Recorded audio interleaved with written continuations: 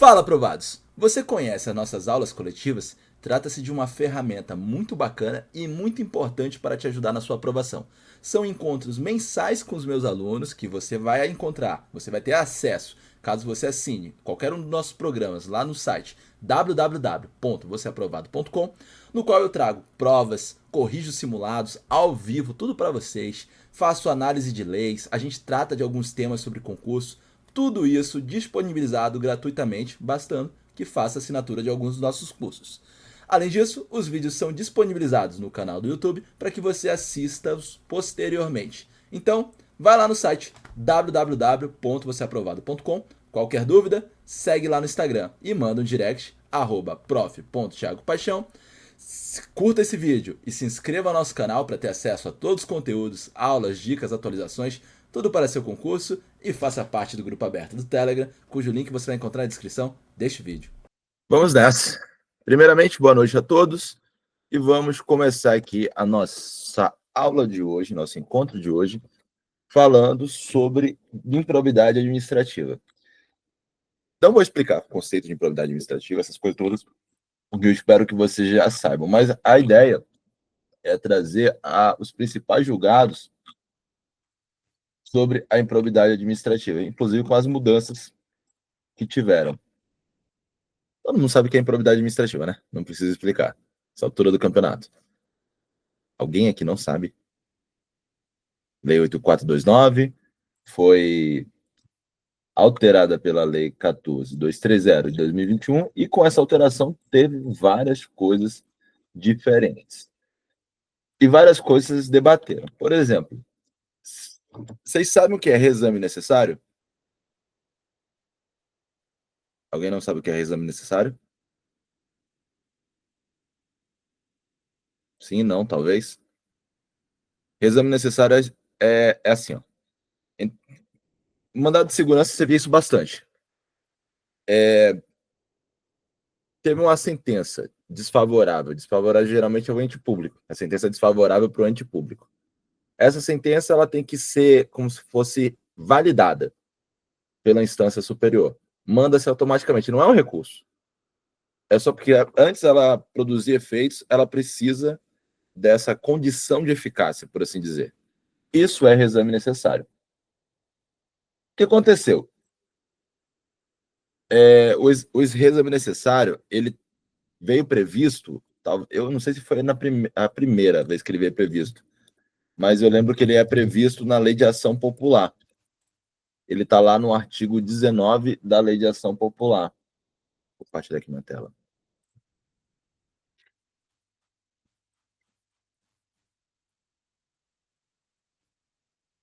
E ele diz assim, ó: a sentença que concluir pela carência ou pela improcedência da ação está sujeita ao duplo grau de jurisdição, não produzindo efeito senão depois de confirmada pelo tribunal. Daqui julgar a ação procedente, caberá apelação com efeito suspensivo. Então, aqui é um exemplo de reexame necessário em prol do indivíduo. Em prol da sociedade, na verdade. Por quê? Porque a ação popular é uma ação que visa combater um ato que venha a lesar a coletividade, moralidade pública e tudo mais. Depois até podia fazer uma aula sobre ação popular, mas vamos aqui para o resumo necessário. Aí o que quer dizer? Se a sentença ela entende pela improcedência da ação, ou que houve carência da ação, ela precisa ser validada no grau superior, fazer esse duplo grau de jurisdição, né, no Tribunal de Justiça, para ela produzir efeitos. Isso é reexame necessário. Aí veio a pergunta: isso se aplica à lei de improbidade administrativa? E aí?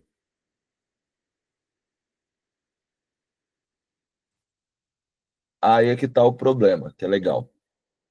Antes da lei 14.230, o STJ entendia que sim. O STJ dizia que era necessário realizar o reexame necessário, fica até meio confuso, né? Entendia que era necessário realizar o reexame necessário nas ações de improbidade administrativa julgadas improcedentes ou extintas em razão da carência da ação. Depois da lei 14.230, o STJ disse que não. Por quê? Porque o artigo 17, parágrafo 19, quarto, e 17C, parágrafo 3º da Lei de Improbidade Administrativas, improbidade administrativa, que foi inserido pela Lei 14.230, vedam o reexame obrigatório da sentença de procedência ou extinção sem resolução de mérito das ações de improbidade administrativa. Então, o STJ superou o entendimento anterior, dizendo que não se aplica o reexame necessário para ações de improbidade administrativa.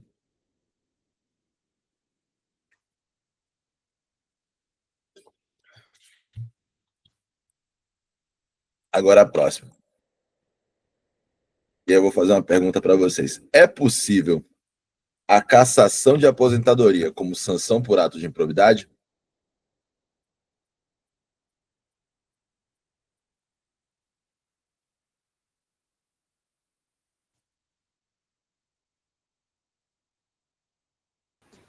Acredito que não. Aí tem um problema. É outro problema. Qual é? A divergência entre STJ e STF.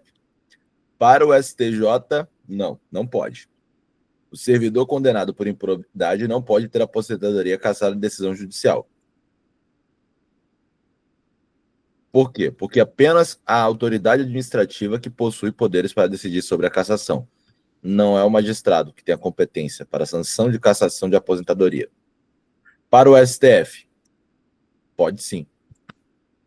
Para o STF, engraçado que os julgados são mais ou menos da mesma época. O do STJ é de 19 de outubro de 2021, o do STF é 23 de agosto de 2021.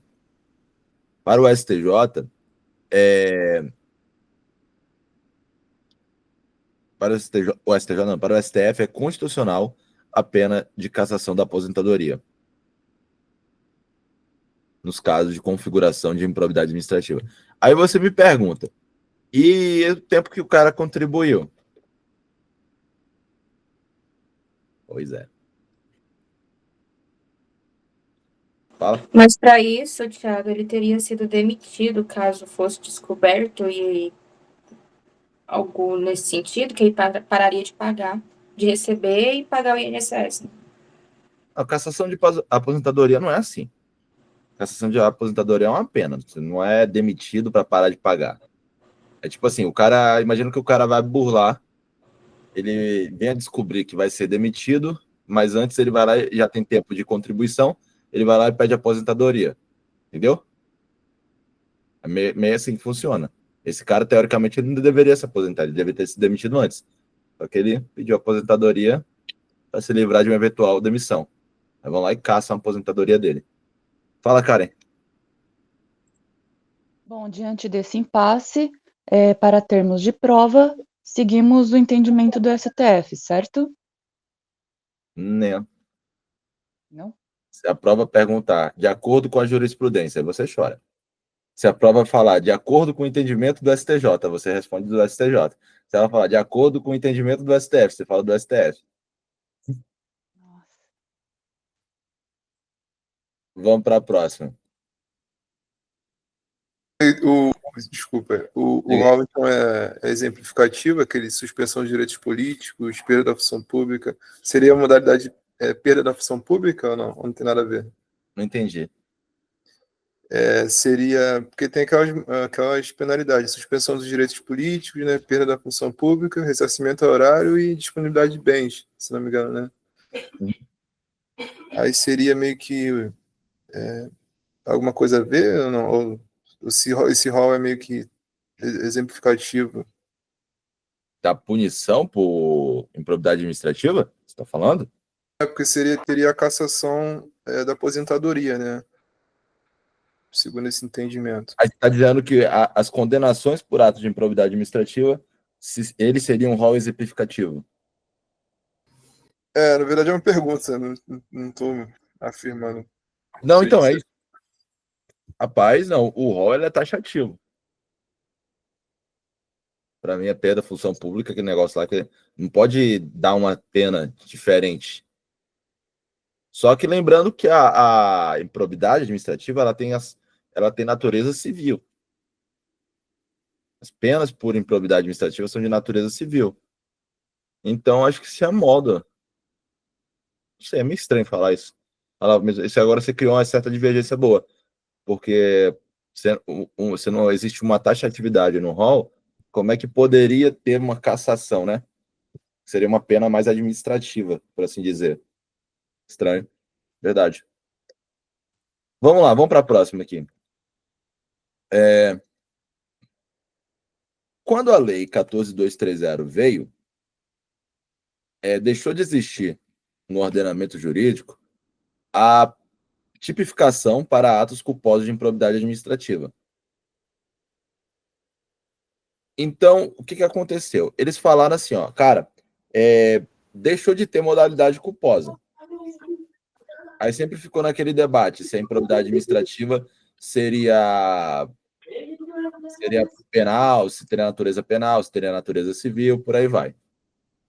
Aí o STJ, só que como deixou de existir a modalidade culposa, vieram falando assim, então quem foi condenado, princípio da retroatividade penal mais benéfica, vem cá, Israel e Daniela, por que vocês estão com a câmera desligada?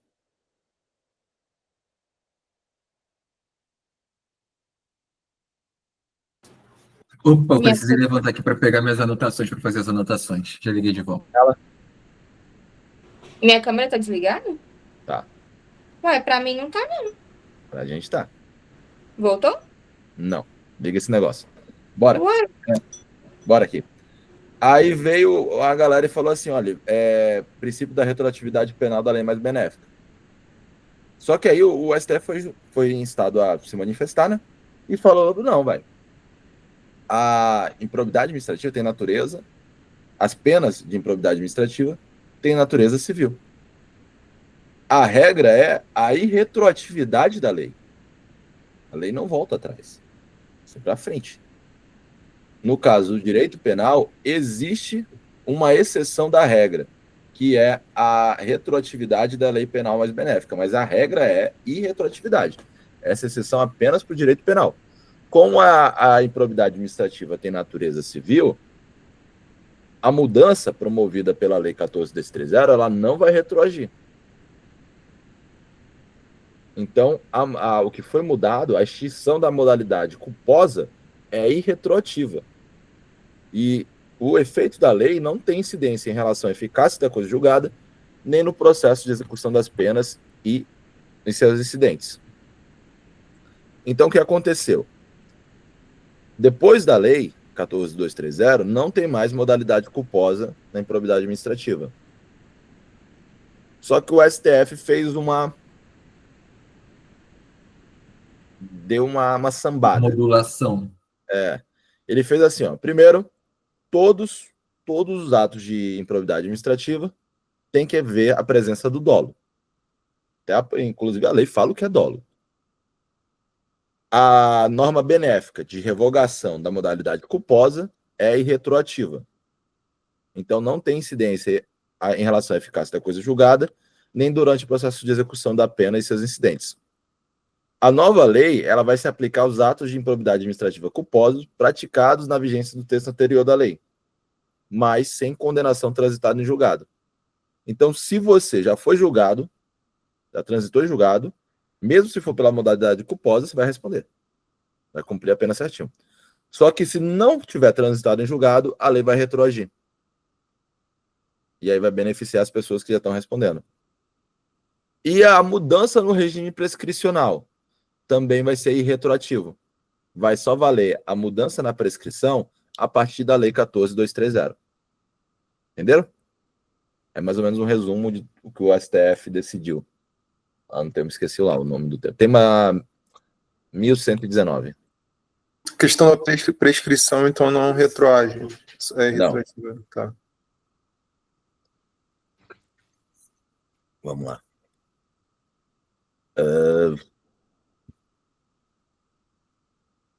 Professor, só para ver se eu entendi. A lei, então, só não vai retroagir no caso dos crimes culposos se já tiver trânsito em julgado. Se não tiver trânsito em julgado, ela retroage, certo? Isso. Se tiver condenação transitada em julgado. Uma coisa aqui, ó. A gente sabe que a absolvição criminal ela pode fazer coisa julgada no cível, né? Vocês sabem disso. E para fazer coisa julgada no cível, a absolvição tem que ser dada pela quando a negação do fato, é que o fato não aconteceu, ou de autoria, que comprove que não foi a pessoa que cometeu tal ato. Aí eu pergunto para vocês, no juízo criminal, o cara foi absolvido por atipicidade da conduta. Isso vai fazer coisa julgada no civil e no administrativo? Não, exatamente. Por quê? Porque a tipicidade, no caso, é a penal. Não é a tipicidade de um ilícito civil e, principalmente, não é, principalmente para a gente, não é a tipicidade de um dos atos de improbidade administrativa. Entendeu? Vamos lá. Não. Peraí que eu abri aqui uns negócios. Só repercute quando é negativa de autoria e de materialidade, né? Não entendi. Só repercute a sanção penal quando no civil quando há uma negativa de autoria ou de materialidade. É isso? Não. Autoria ou existência do fato, no caso, materialidade. Tá, vamos lá. João, vamos imaginar o seguinte caso. João foi condenado sem trânsito em julgado, antes da Lei 14.230, pela prática de ato de improbidade administrativa previsto no artigo 10 da Lei 8.429, sob o argumento de que não se exige efetivo prejuízo ao erário. Só que o que aconteceu? Quando estava julgando o recurso lá no STJ, entrou em vigor a Lei 14.230, que alterou o artigo 10 da Lei 8.429, e essa alteração, no artigo 10, passou a exigir que o ato de improbidade causa efetivo e comprovadamente prejuízo ao erário. E aí? O que acontece com o João? João já não pode mais ser condenado pelo artigo 10. Por quê? Porque os processos ainda em curso e que apresentem essa controvérsia devem ser solucionados com a posição da nova lei. E a nova lei pede que exista o dano efetivo para a ocorrência do ato ímprobo. Entendeu? Então, essa mudança também vai se aplicar aos casos que ainda não foi transitado e julgado. Eu acho que fica mais fácil você lembrar assim, a alteração da Lei 14.230, se for em prejuízo do réu, não se aplica. Se for em benefício do réu, só vai se aplicar se não houver condenação transitada em julgado. Querendo ou não, a Lei 14.230 ela não veio para ajudar o erário, ela veio para ajudar os réus.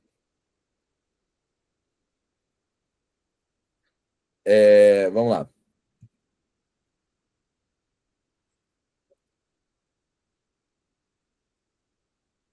Isso aqui não é legal, não.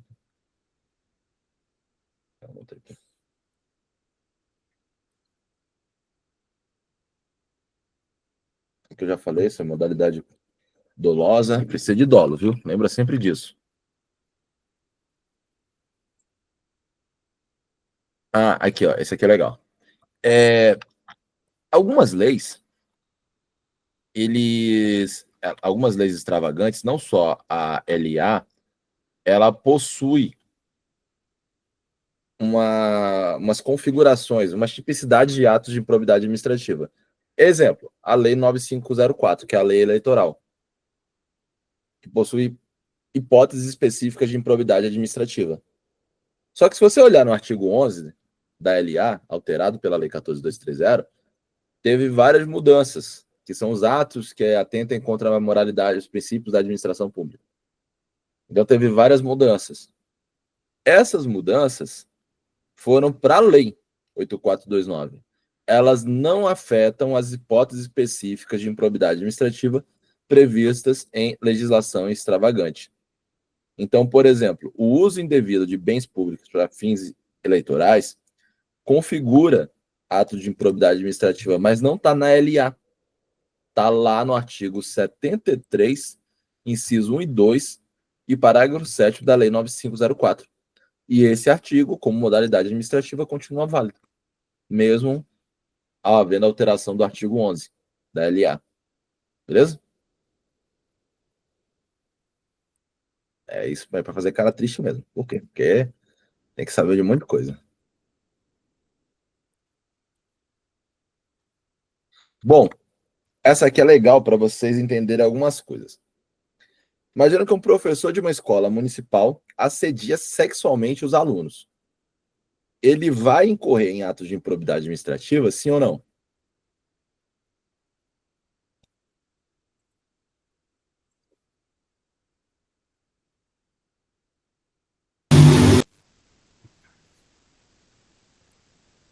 E aí, sim ou não? Acho que não. Também acho que não. Aí, ó, o problema. Antes da Lei 14.230, sim, o assédio sexual era um comportamento que atentava contra os princípios da administração pública, porque violava os deveres de honestidade, parcialidade, legalidade e lealdade das instituições. Então, se configurava nas hipóteses do artigo 11, que era atentar contra os princípios da administração pública. Depois da Lei 14.230, não. Porque depois da Lei 14.230, o artigo 11 virou um rol taxativo. Então, só vai ser conduta contra os princípios da administração pública se estão lá, no artigo 11. Não tem no artigo 11 assédio sexual. Então, assédio sexual, apesar de ser, pode ser crime, pode ser infração disciplinar, mas não vai ser improbidade administrativa. Bom, é isso. Essa foi nossa revisão das principais jurisprudências de improbidade administrativa. Vou finalizar aqui a gravação e deixar um beijo para vocês. Não saiam da sala ainda.